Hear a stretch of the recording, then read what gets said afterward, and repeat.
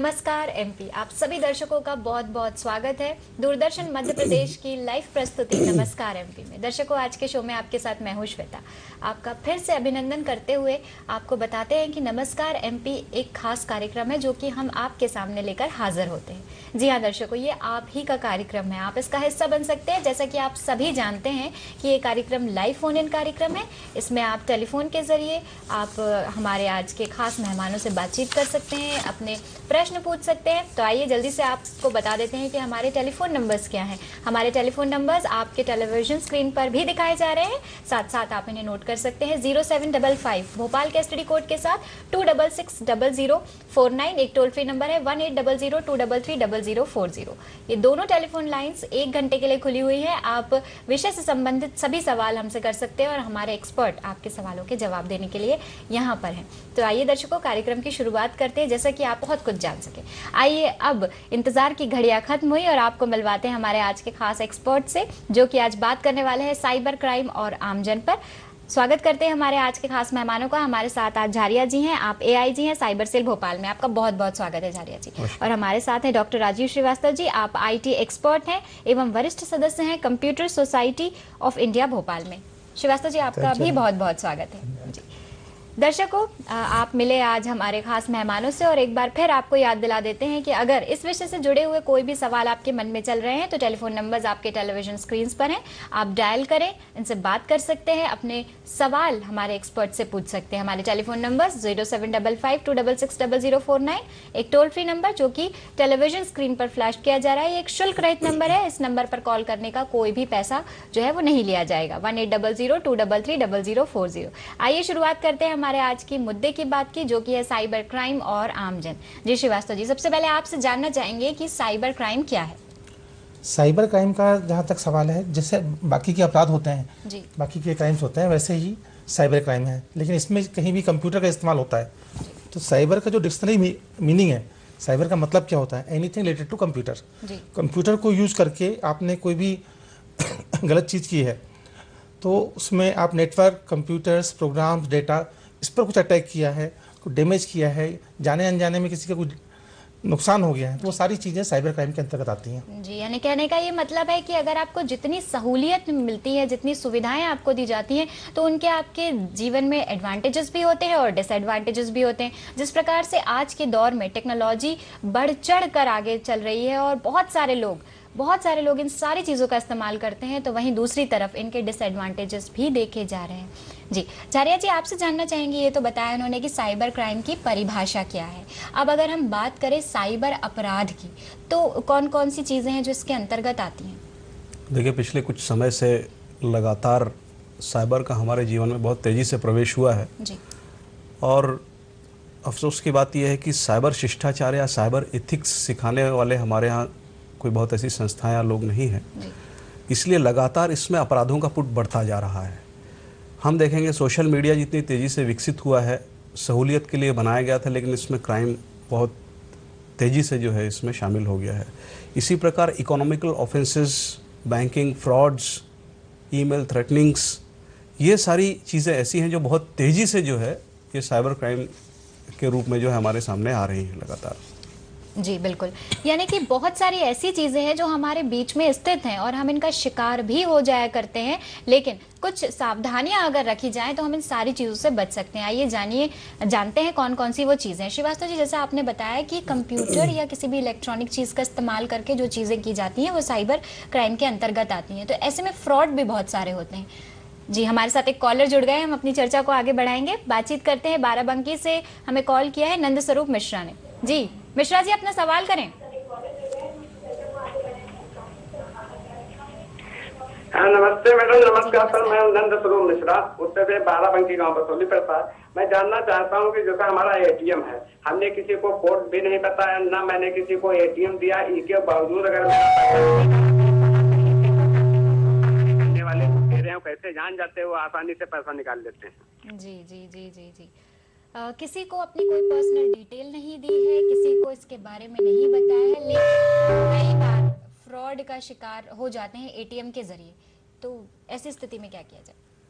ठीक है मिश्रा जी, आपकी आवाज़ बहुत कट कर मिली है, लेकिन मैं आपका प्रश्न समझ गया हूँ। आपका ये कहना है कि आपके एटीएम कार्ड की जानकारी आपने किसी को नहीं दी, पासवर्ड भी नहीं दिया, उसके बाद भी आपके साथ कुछ फ्रॉड हुआ है या आपके पैसे कहीं से निकल गए होंगे, तो इसमें सावधानी रखने वाली बात यह होती है कि जब भी आप किसी एटीएम पर जाएं या किसी दुकान से ऑनलाइन शॉपिंग करें और अपना कार्ड स्वैप जब आप करते हैं तो संबंधित मशीन को ज़रा ठीक तरीके से आप चेक कर लें।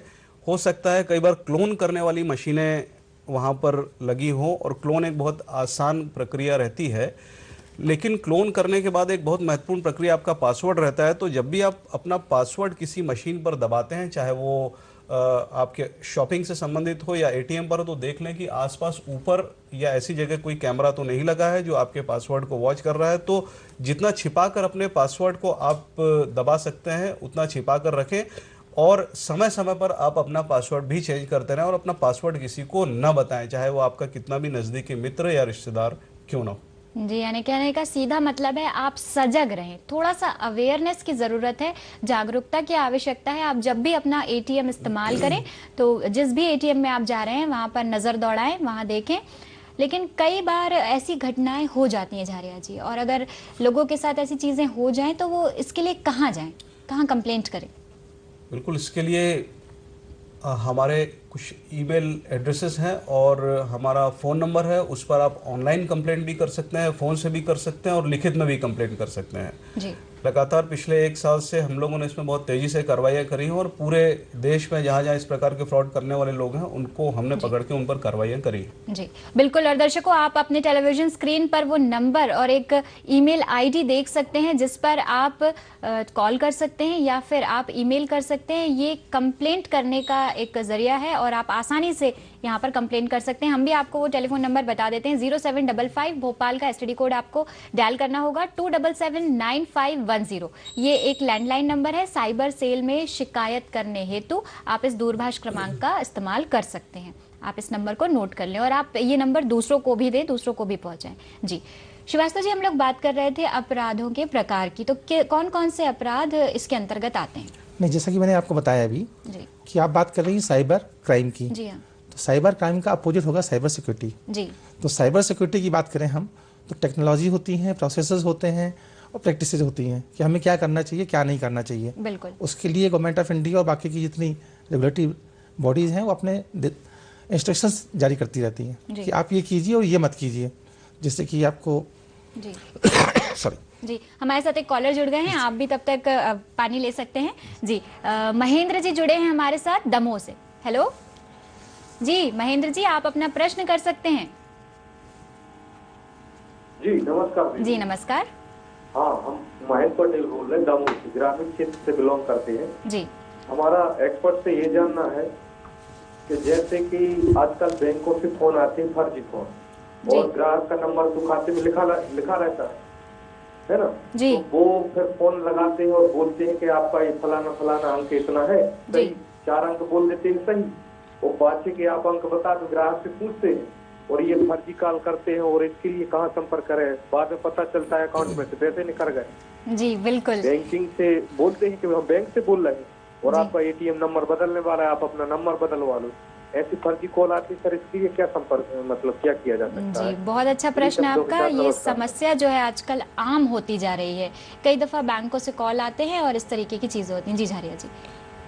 हाँ महेंद्र जी, आपका प्रश्न मैंने समझ लिया है, और ये एक बहुत लगातार होने वाला एक साइबर क्राइम है बैंकिंग एटीएम संबंधित जी, और इस पर लगातार कार्रवाई भी हुई। इस संबंध में मैं आपको कुछ 2-3 चीज़ें बताना चाहूँगा और समस्त दर्शकों को बताना चाहूँगा, उनके लिए लाभप्रद रहेंगी। ये कुछ फ़ोन लगातार लोगों के पास आते हैं जिस पर उनके एटीएम का क्रमांक या उनके बैंक खाते का क्रमांक बताते हैं या उनकी कुछ पर्सनल जानकारियां उनको बताते हैं, जिससे कि सामने वाले को विश्वास हो जाए कि ये संबंधित व्यक्ति बैंक से ही बोल रहा है या बैंक का ही कोई कर्मचारी है।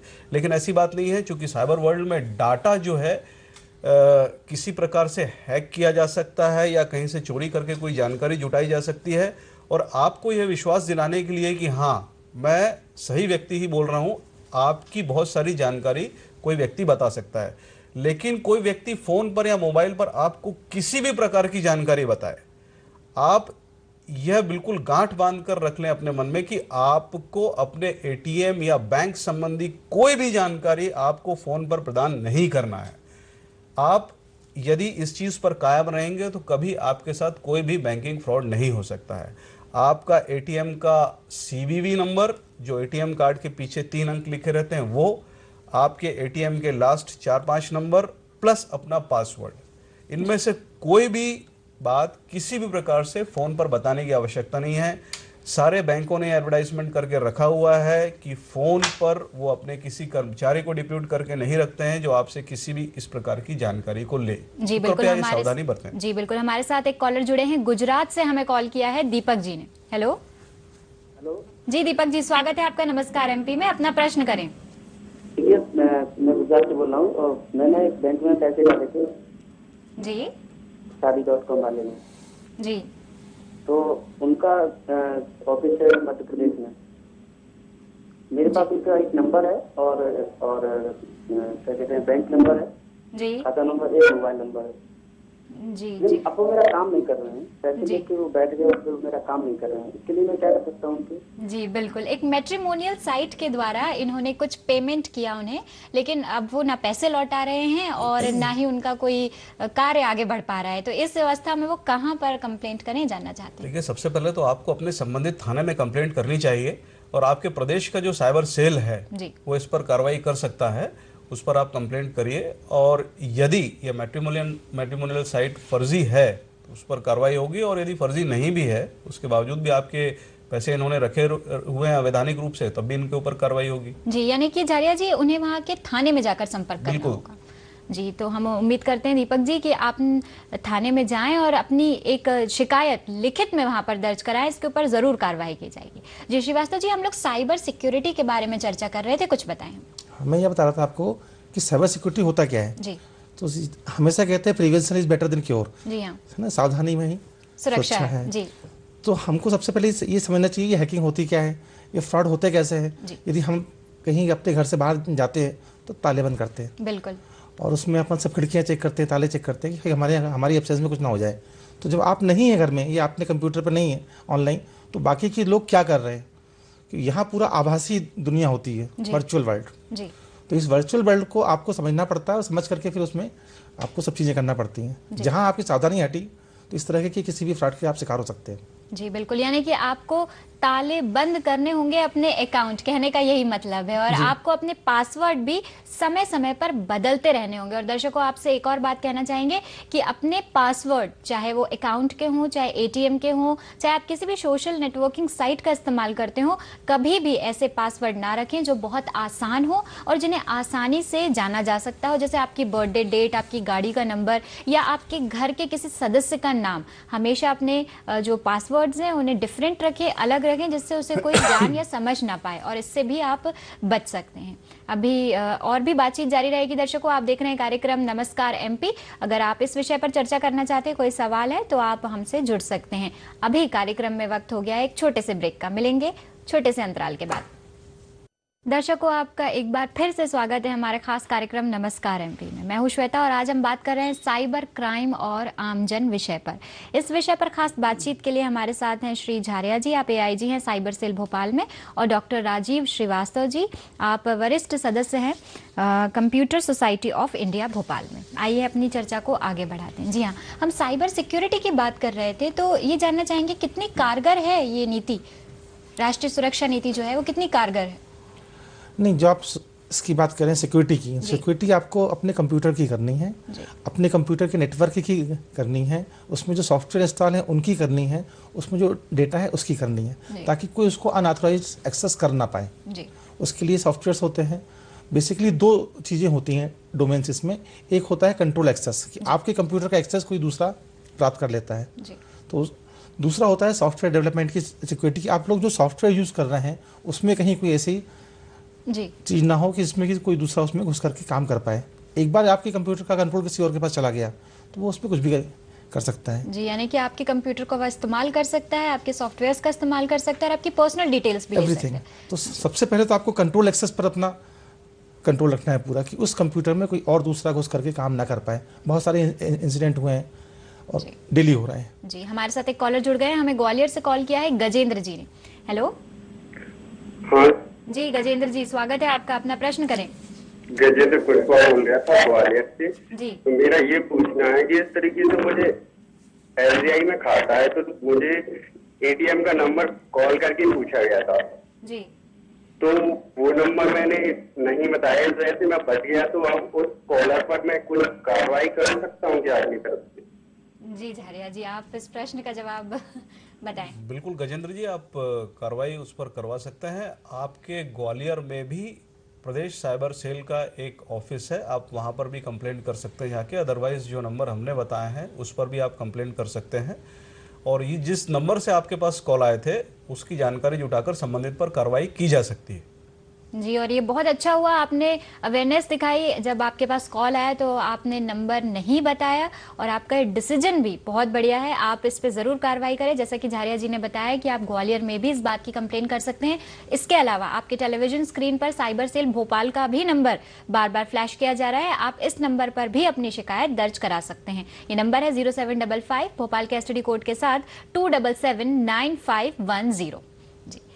जी झारिया जी, आजकल देखा जा रहा है, जैसे कि श्रीवास्तव जी ने बताया, कंप्यूटर या लैपटॉप की बात हुई, लेकिन आजकल के दौर में एक मोबाइल फ़ोन ऐसी चीज़ है जिससे आप कहीं पर भी एक्सेस कर सकते हैं, और इंटरनेट की सुविधा भी उस पर आसानी से जो है वो उपलब्ध रहती है। इस स्थिति में बच्चों के हाथ में अगर मोबाइल चला जाता है और वो बाहर जाके मोबाइल का इस्तेमाल करते हैं, तो ये बड़ी ही खतरनाक बात है। तो इसको लेकर आप क्या कहना चाहेंगे? किस उम्र में बच्चों को मोबाइल फ़ोन देना सही है, और क्या क्या बातें या क्या क्या एटिकेट्स उन्हें बताए जाएं जिससे इन सारी चीज़ों से बचा जा सके? बिल्कुल, आपने बहुत अच्छा प्रश्न किया है। ये साइबर शिष्टाचार जो है, ये जिस तेज़ी से साइबर ने हमारे जीवन में प्रवेश किया है, हम उस तेज़ी से शिष्टाचार अपने ना बच्चों को सिखा पा रहे हैं ना हम खुद सीख पा रहे हैं, मुझे ऐसा लगता है पर्सनली। इस पे ध्यान देने वाली बात यह है कि जब भी आप अपने बच्चों को मोबाइल पकड़ाते हैं, तो ये तो एक सुविधा के बतौर हम पकड़ाते हैं कि हमारे बच्चे कहाँ है, वो हमसे बात कर सकें, हम उनसे बात कर सकें, और उनका कुशल क्षेम सेफ्टी क्या है ये हम पूछ सकें। बट जैसे कि किस्म किस्म के डाटा प्लान आ रहे हैं, एप्लीकेशंस आ रही हैं, अलग अलग वेबसाइट आ रही हैं, हम रोक नहीं सकते हैं किसी को किसी भी प्रोग्राम, सॉफ्टवेयर, किसी एप्लीकेशन पर जाने से। सोशल मीडिया है, और भी तमाम प्रकार की चीज़ें आजकल आ गई हैं, वेबसाइट्स अलग अलग प्रकार की हैं। आपको अपने बच्चों को या आसपास के जो भी आपके प्रभाव क्षेत्र के लोग हैं उनको बताना पड़ेगा कि क्या चीज़ हमको एक्सेस करना है और क्या नहीं करना है।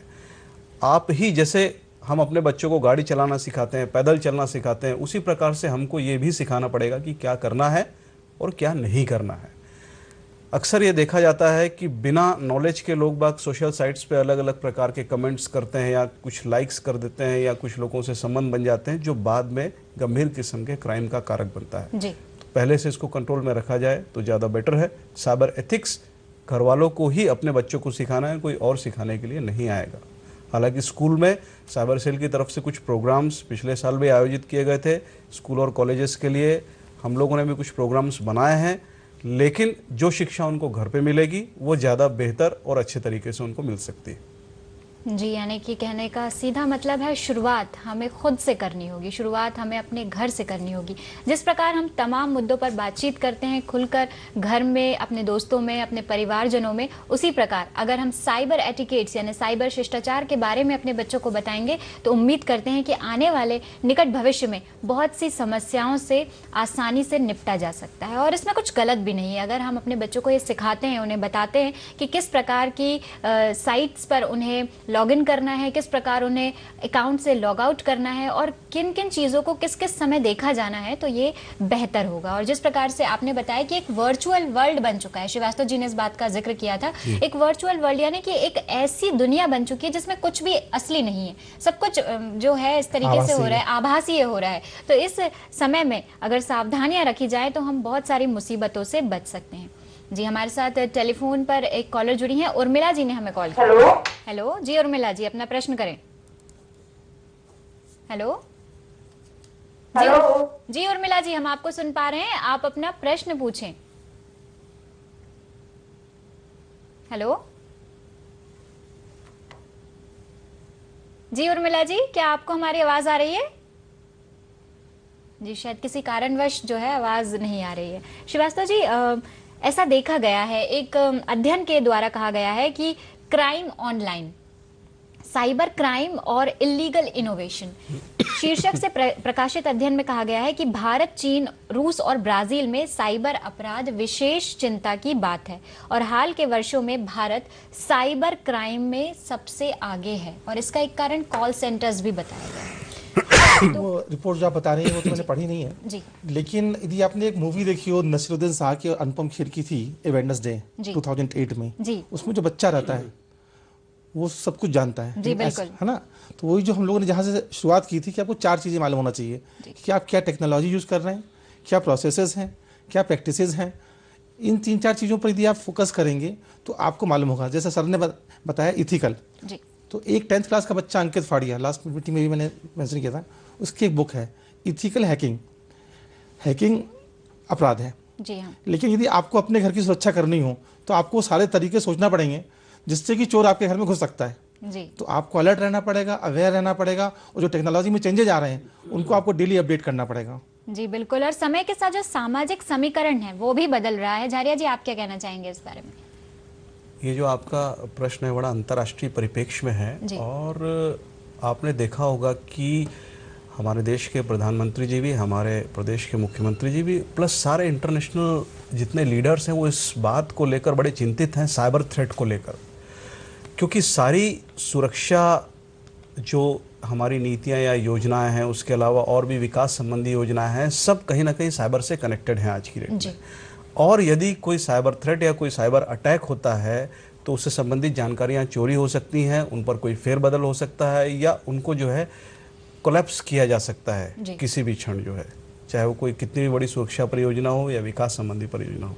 तो इस बात को लेकर समस्त नेताओं में बड़ी चिंता व्याप्त है इस समय कि किस प्रकार से हमको अपने जितने साइबर संबंधी चीज़ें हैं उनको सुरक्षित रखना है। तो जैसा अभी श्रीवास्तव जी ने भी बताया एथिकल हैकिंग के बारे में, जी हाँ, तो हमको एक काउंटर पार्ट भी उसका रखना पड़ता है कि चोर कैसे आकर चोरी कर सकता है, तो उसकी कैसे हमको सुरक्षा करना है। ये सारी चीज़ें हम अधिकतर देशों के लोग कर रहे हैं और अलग अलग प्रकार के सॉफ्टवेयर और एप्लीकेशंस विकसित हो रहे हैं कि किस प्रकार से इस पर रोकथाम करी जाए। और भारत इसमें बहुत तेज़ी से अग्रणी काम कर रहा है इस समय। जी बिल्कुल। श्रीवास्तव जी, आपसे जानना चाहेंगे कि अगर हम अपराध के प्रकारों की बात करें तो स्पैम या फिर आर्थिक अपराध जो हैं, या फिशिंग हो गया या और भी तरीके के आइडेंटिटी थेफ्ट, अलग अलग बहुत सारे प्रकार हैं साइबर क्राइम के।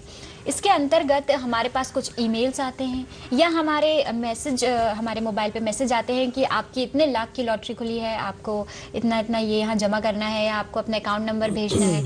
तो इन सब के पीछे क्या कहानी होती है, कुछ बताएं। जो आपका पहला वाला क्वेश्चन था कि ब्राजील है और जो बाकी की जगह है, चीन है, यहाँ पर आपके साइबर के जो कानून हैं बहुत अच्छे नहीं हैं।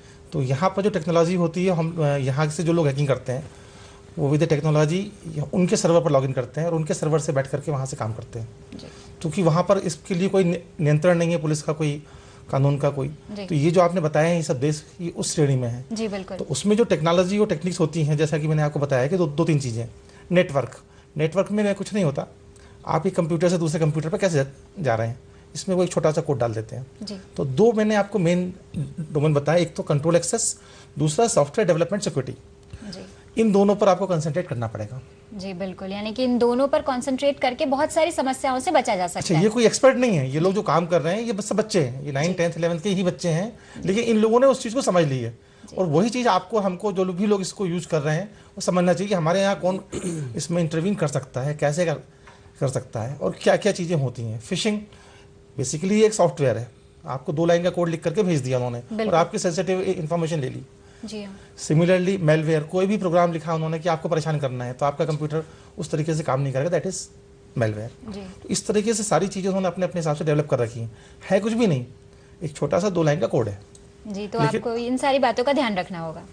आप किसी भी अननोन मेल को ना खोलें और लॉजिक इस्तेमाल करना पड़ेगा आपको। एक बड़ा इंटरेस्टिंग एग्जाम्पल है, बिल्कुल मैं आपको यदि जी बिल्कुल आप बताएं, हमारे दर्शक सुनने के लिए बेताब होंगे। कंप्यूटर साइंस में हम लोग एक क्वेश्चन पूछते हैं जो कि 6th क्लास का स्टैंडर्ड का क्वेश्चन है कि कप का हैंडल किस ओर होता है, which side handle of cup, cup का हैंडल किस तरफ होता है। ये बहुत साधारण सा 6th क्लास का क्वेश्चन है और ये मास्टर्स डिग्री के और बाकी की जो स्टूडेंट्स होते हैं PhD लेवल के, वो भी इसका आंसर कर नहीं पाते हैं। जी। अभी मैं लास्ट मंथ नागपुर में था, वहाँ भी मैंने कई बच्चों से क्वेश्चन पूछा। कंप्यूटर काम करता है लॉजिक पर। जी। अब इसका क्या आंसर होगा ये आप चाहें तो दर्शकों से भी पूछ सकते हैं जी, है ना, दिस इज लाइक एग्जांपल, जी, है ना।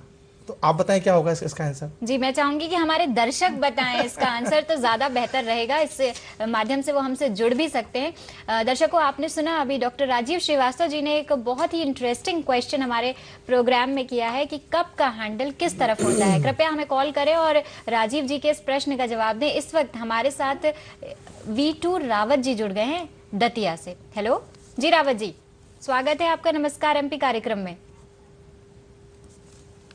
जी, अपना प्रश्न करें रावत जी, क्या आप हमें सुन पा रहे हैं? हेलो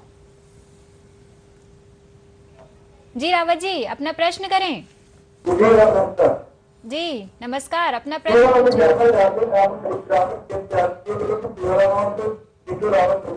जी हाँ हमारे गाँव में व्यक्ति को कॉल आया था कि आप बैंक खाता आप लीजिए, मुझे आप अपने बैंक खाते में 5,000 रुपये जमा करवाइए, आप लोन चुके हैं जी। तो मैंने कि हमारे पास आया क्योंकि हम हमारे पास आया तो भैया हमें 5,000 रुपये जमा करना है, क्या इसका कोई कार्रवाई हो सकती है, क्या नहीं हो सकती? जी बिल्कुल, शुक्रिया हमसे जुड़ने के लिए। जी, दतिया से इनका कॉल था। इन्होंने कहा कि हमारे गांव में ग्राम में एक इस प्रकार का टेलीफोन कॉल आता है कि आपकी लॉटरी खुल गई है और आपको इस अकाउंट में जमा करना है, तो वो इसके खिलाफ कार्यवाही करना चाहते हैं, तो वो क्या कदम उठाएं? बिल्कुल, आपने अभी इसके पहले ये प्रश्न पूछा भी था अभी। जी बिल्कुल। कि आपके पास कोई मैसेज आता है, फ़ोन आता है कि आपकी लॉटरी खुल गई है या आपको कुछ पैसा इनाम में मिल रहा है। तो बेसिकली मैं बताना चाहूँगा कि इसमें लगभग 99% जो कॉलर्स होते हैं और जो आपके पास मेल्स या मैसेज आते हैं वो सब फॉल्स होते हैं। जी। हो सकता है कि 1-8% जो किसी बड़ी कंपनी से जिससे आपने पहले से कोई डीलिंग करके रखी हो या आपकी कोई बातचीत चल रही हो, तब वो चीज़ सही हो सकती है। अदरवाइज़ 99% ये सारे फेक कॉल्स और फेक मेल्स और फेक मैसेजेस होते हैं। इनको बिल्कुल ध्यान देने की ज़रूरत नहीं है। और यदि आप चाहते हैं कि इन पर कोई कार्रवाई हो, तो जिस नंबर से आपके पास फ़ोन आया है, जिस मेल एड्रेस से आपके पास ये मेल या मैसेज आया है, या जिस नंबर से मैसेज आया है, एसएमएस आया है, वो आप साइबर सेल को या आप अपने संबंधित थाने को उस चीज़ की शिकायत कर सकते हैं, उस पर तत्काल कार्रवाई की जाएगी। जी, यानी कि सबसे पहले तो आप वो नंबर किसी अच्छी जगह नोट करके रख लें, अपने मोबाइल में सेव करके रख लें। ऐसा ना हो कि जल्दबाजी में वो नंबर या किसी कारणवश वो नंबर डिलीट हो जाए। और अगर आप कार्रवाई करना चाहते हैं तो साइबर सेल में उसके खिलाफ आप कंप्लेंट दर्ज करा सकते हैं। साइबर सेल का टेलीफोन नंबर जो है वो आपके टेलीविजन स्क्रीन पर बार बार कार्यक्रम नमस्कार एमपी में फ्लैश किया जा रहा है। इसके अलावा एक ईमेल आईडी भी है जिस पर आप लिखित रूप में ईमेल कर सकते हैं और आप वहां पर अपनी जो शिकायत है उसे दर्ज करा सकते हैं। हम आपको बता देते हैं mycyberpolice@gmail.com। जी, एमपी की है ये, एमपी साइबर पुलिस, सॉरी क्षमा कीजिएगा मुझे, mpcyberpolice@gmail.com। इस पर आप अपना ईमेल कर सकते हैं। ये ईमेल आपके टेलीविजन स्क्रीन पर भी दर्शकों को दिखाया जा रहा है। चलिए अपनी चर्चा को आगे बढ़ाते हैं। जी श्रीवास्तव जी, हम लोग बात कर रहे थे साइबर सिक्योरिटी की और हम आपके एक सवाल पर आए थे जी, तो इसके बारे में कुछ बताइए। तो जैसा कि मैंने बताया, बहुत सिंपल सा 6 क्लास का एग्जाम्पल है। इसमें बहुत लोग उसको बता नहीं पाते हैं। कोई बोलता है लेफ्ट में होता है, कोई बोलता है राइट में। मुझे लगता है, जैसा मेरा सोचना है कि जो लेफ्ट हैंडी होगा उसके लिए वो लेफ्ट की तरफ होगा, जो राइट होगा उसके लिए राइट की तरफ होगा। जी सर मुस्कुरा रहे हैं, मुझे लगता है सर को ही जवाब देना चाहिए। सर तो साइबर सेल को यहाँ पर हेड कर रहे हैं, तो सर को तो सब चीजें मालूम है कि वो अपराधी किस तरीके से सोचता है। तो आपको उस तरीके से सोचना पड़ता है। दैट्स व्हाट जो उन्होंने कहा अभी, साइबर शिष्टाचार, एटिकेट्स के बारे में जो बात कर रहे हैं, कि आपको सोचना पड़ेगा कि मेरी कौन सी बात का सामने वाले को बुरा नहीं लगेगा। मैंने आपको मेल भेजा या फ्रेंडशिप रिक्वेस्ट भेजी या बहुत सारे मेल भेज रहा हूँ एक के बाद एक, तो हो सकता है वो इसमें 90% 99% अपराध तो ऐसे होते हैं जिन लोगों को मालूम ही नहीं होता कि उन्होंने अपराध कर दिया है। जी, ऐसा भी केसेस इसमें ऐसे मैक्सिमम केसेस ऐसे ही हैं।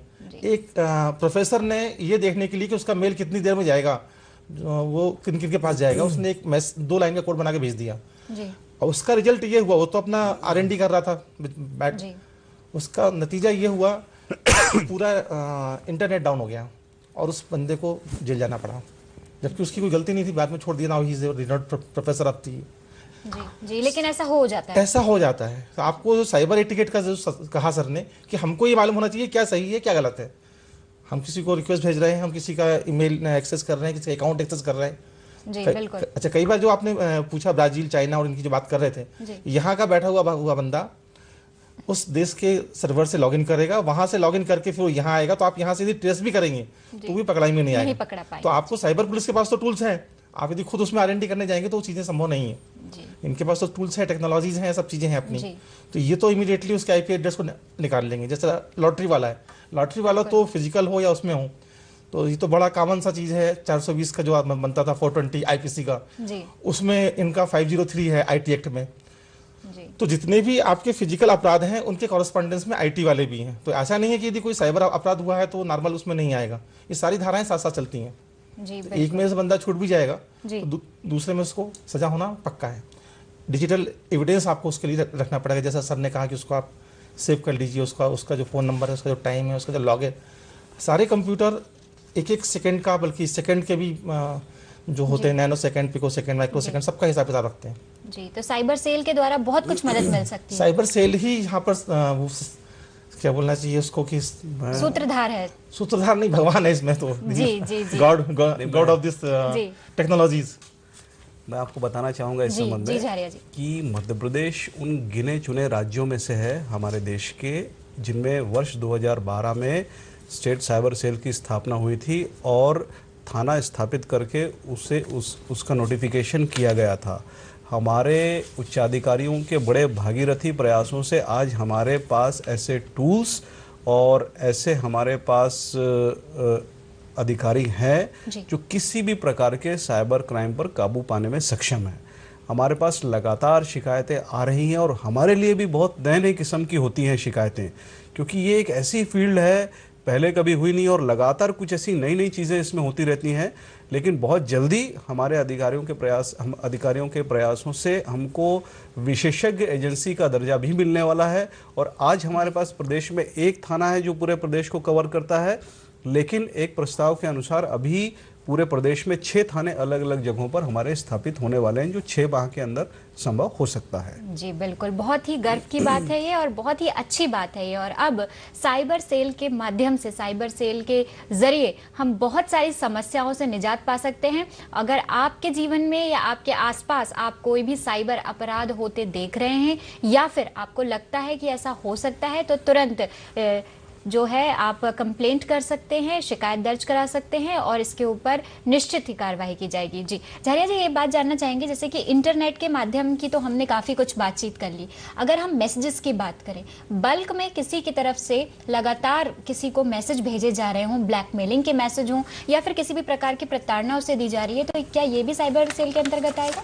बिल्कुल आएगा। जैसा कि श्रीवास्तव जी ने भी बताया था और मेरा भी ये कहना है कि किसी भी इलेक्ट्रॉनिक माध्यम से किया गया अपराध आईटी एक्ट की श्रेणी में आता है। और यदि आपके मैसेज भेजने से किसी को कोई प्रताड़ना हुई है या आपने उससे कुछ अनावश्यक डिमांड रखी है, कुछ ब्लैकमेलिंग करी है, तो वो अपराध की श्रेणी में आएगा और उस पर आईटी एक्ट के साथ साथ आईपीसी की धाराएं भी लगेंगी। जी बिल्कुल। और अगर हम बात करें इस अपराध के दंड की, तो उस अपराधी को क्या दंड और कितना जुर्माना होगा? देखिए, अलग अलग प्रकार के अपराधों पर अलग अलग प्रकार का दंड है।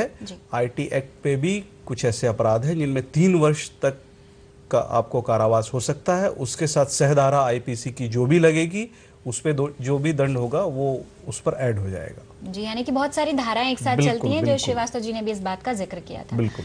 जी, दर्शकों आपको बताना चाहेंगे कि इलेक्ट्रॉनिक डिवाइस जिसके अंतर्गत मोबाइल सबसे पहले आता है, अगर इस प्रकार की कोई घटना आपके जीवन में घट रही है तो अब शांति से बैठने का समय नहीं है। अब मौका आ गया है कि आप उस व्यक्ति के खिलाफ कंप्लेंट आसानी से कर सकते हैं। साइबर सेल के टेलीफोन नंबर और ईमेल आईडी आपके टेलीविजन स्क्रीन पर दिखाए जा रहे हैं, आप आसानी से जो है कंप्लेंट करें।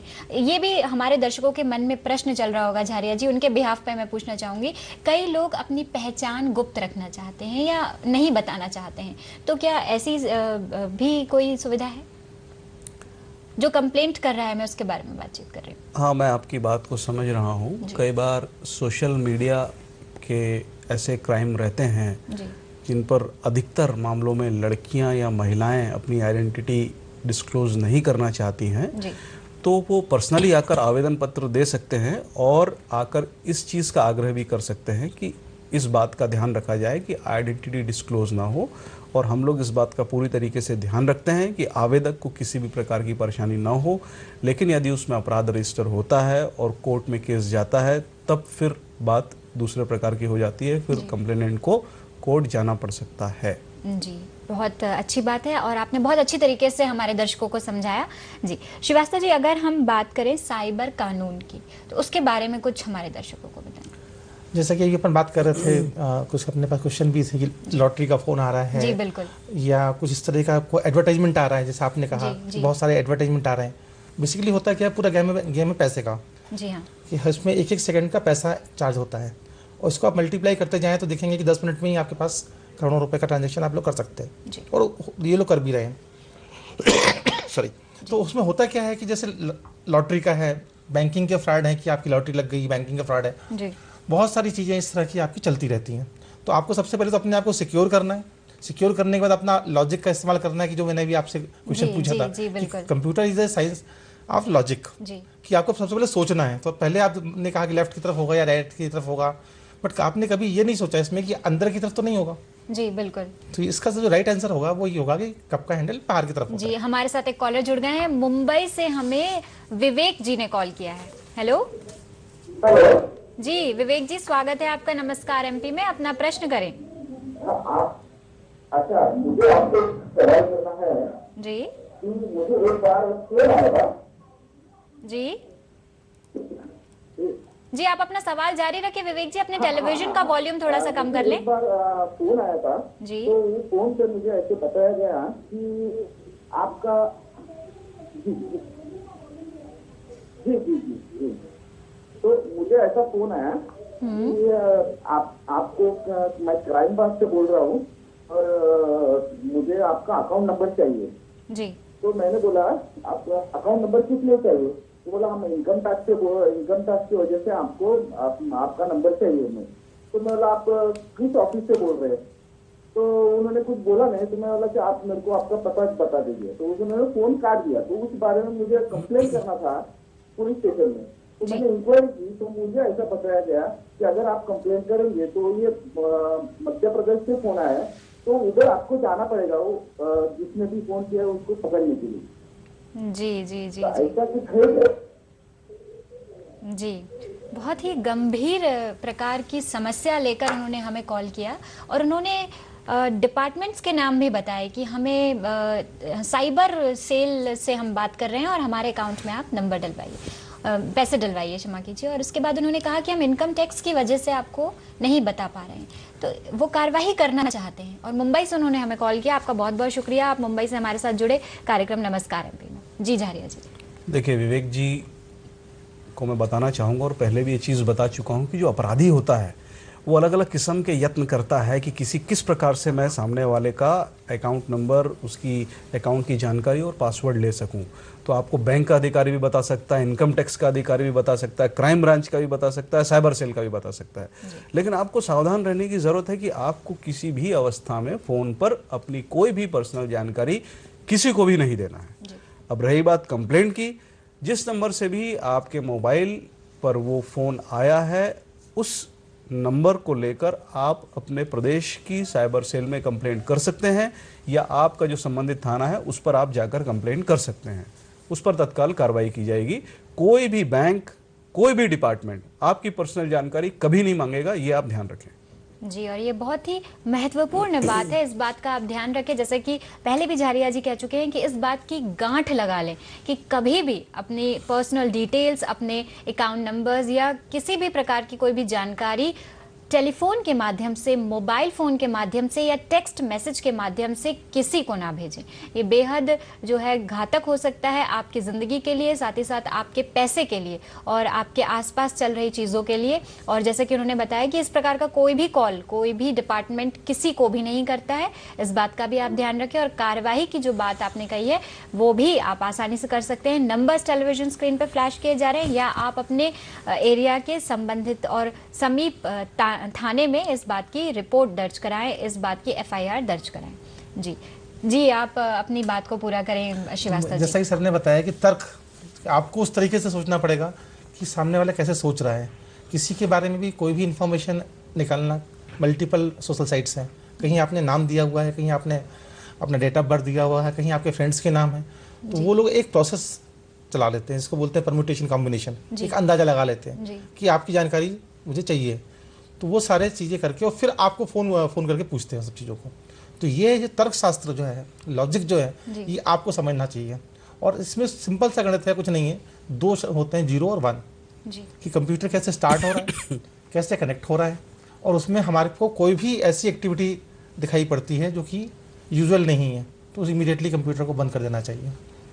जो सर ने बताया अभी सारी चीज़ें बहुत अच्छे से अब यहाँ तक बात आपकी कि लॉजिक जो हम लोग बात कर रहे हैं क्राइम के लिए कि क्राइम हो जाए उसके बाद में कंप्लेंट करें, उससे अच्छा है कि जैसे ही आपको इस बात का आभास होता है इमीडिएटली आप कंप्लेंट कीजिए उसकी। और मेल आईडी सर ने और आप लोगों ने फ्लैश किया हुआ है ही, तो इमीडिएटली जो भी इस तरह की घटना आती है वो उनको सूचित कर दे। जी, यानी कि आपने जो कहा था कि prevention is better than cure, अगर आपको इस बात का आभास ही हो जाता है कि अब कुछ गलत होने वाला है या कुछ गड़बड़ होने वाली है या आप हो सकता है साइबर क्राइम के शिकार होने वाले हो, तो उससे पहले ही आप जो है अपना कंप्यूटर बंद कर दें। अगर आपको कुछ समझ में नहीं आ रहा है तो उसे लॉग ऑफ कर दें और उसके बाद आप सीधे जो है इन साइबर सेल के नंबर या ईमेल आईडी से संपर्क कर सकते हैं, अपनी जो शिकायत है वो दर्ज करा सकते हैं। जी झारिया जी, क्या क्या तरीके हो सकते हैं, क्या क्या बिंदु हो सकते हैं इन सारी चीज़ों से बचने के, जो एक आम जन को ध्यान में रखना चाहिए? देखिए, अलग अलग विषय में मैं आपको बताऊं। जी, सबसे पहले तो अभी प्रश्न आया नहीं और मेरे लिए बड़ा आश्चर्य का विषय है कि सोशल मीडिया से संबंधित जो क्राइम हो रहे हैं उस संबंध में अभी तक किसी भी कॉलर का कोई प्रश्न नहीं आया है, पता नहीं क्यों। बट सबसे पहले तो सोशल मीडिया की हम यदि बात करते हैं, बैंकिंग को भी अभी लेंगे हम जी, सोशल मीडिया की हम बात करते हैं, तो आप इस बात से बचें कि जो भी अनजान लोग हैं उनसे आप मित्रता न करें, तो ये आपके लिए बहुत बेहतर होगा।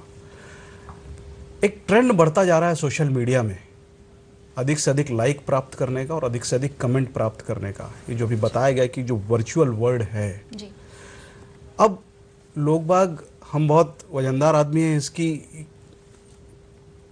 क्या मतलब जिसको ज़्यादा लाइक मिलेगा, जिसको ज़्यादा कमेंट मिलेगा, जी बिल्कुल, वो वर्चुअल वर्ल्ड में ज़्यादा बड़ा आदमी हो गया है, जी, सोशल मीडिया में ज़्यादा बड़ा आदमी हो गया है।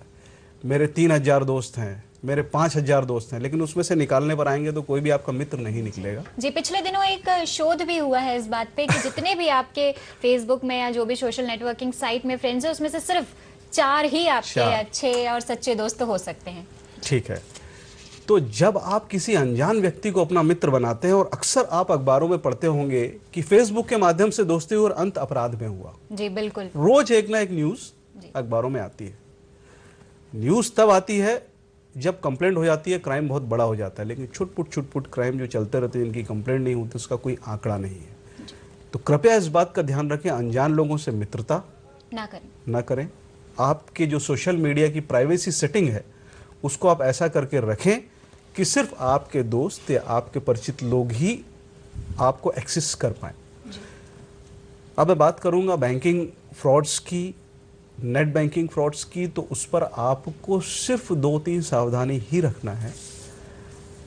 एक तो सबसे पहले आपको अपना पासवर्ड या आपको अपनी कोई भी जानकारी किसी भी व्यक्ति को, चाहे वो ये बता भी दे कि हाँ मैं फलाने जिस बैंक में आपका अकाउंट है उसका मैनेजर फलाना बोल रहा हूँ, आपका ये अकाउंट नंबर है, IFSC कोड है, लेकिन उसके बावजूद भी आप उसके हाथ जोड़ लें कि भैया मैं आ जाऊँगा और आपको जो जानकारी चाहिए मैं बैंक आकर दे दूँगा, तो आप किसी भी अवस्था में इस फ्रॉड का शिकार नहीं होंगे। तीसरा मैंने बताया, जब भी आप अपने ATM कार्ड का, क्रेडिट कार्ड का या डेबिट कार्ड का इस्तेमाल शॉपिंग में करते हैं या ATM में करते हैं, तो आवश्यक रूप से देख लें कि जिस मशीन पर आप उसको स्वैप कर रहे हैं वो ढीली तो नहीं है, या अलग से लगाई गई कोई वस्तु तो नहीं है, या आसपास का कोई कैमरे भी आजकल बड़े सोफिस्टिकेटेड किस्म के आ गए हैं, तो आसपास का कोई कैमरा आपके पासवर्ड को जब आप दबा रहे हैं तो वॉच तो नहीं कर रहा है। इतनी आप सावधानी रख लेंगे तो आप बहुत फ्रॉड से बच सकते हैं। जी, और झारिया जी, आजकल जो दौर चल रहा है वो ऑनलाइन शॉपिंग का दौर चल रहा है, जिसमें इंटरनेट बैंकिंग का काफ़ी इस्तेमाल किया जा रहा है, और उसमें वो आपके मोबाइल पर एक OTP भेजते हैं, 1 टाइम पिन। तो इसके बारे में कुछ हमारे दर्शकों को बताएं। देखिए, 1 टाइम पिन एक बहुत महत्वपूर्ण चीज़ है, और ये जो लोग फ्रॉड करते हैं वो किसी न किसी माध्यम से आपका वन टाइम पासवर्ड या वन टाइम पिन जिसको कहा जाता है वो भी आपसे फ़ोन पे पूछ लेते हैं। उसके बाद ही फ्रॉड आगे बढ़ पाता है। और अक्सर ये देखा गया है कि वो बातों में आपको इतना घुमा देते हैं और इतना मिला लेते हैं आपको कि आप लगातार अपनी जानकारियां इंक्लूडिंग OTP भी आप उसको बता देते हैं।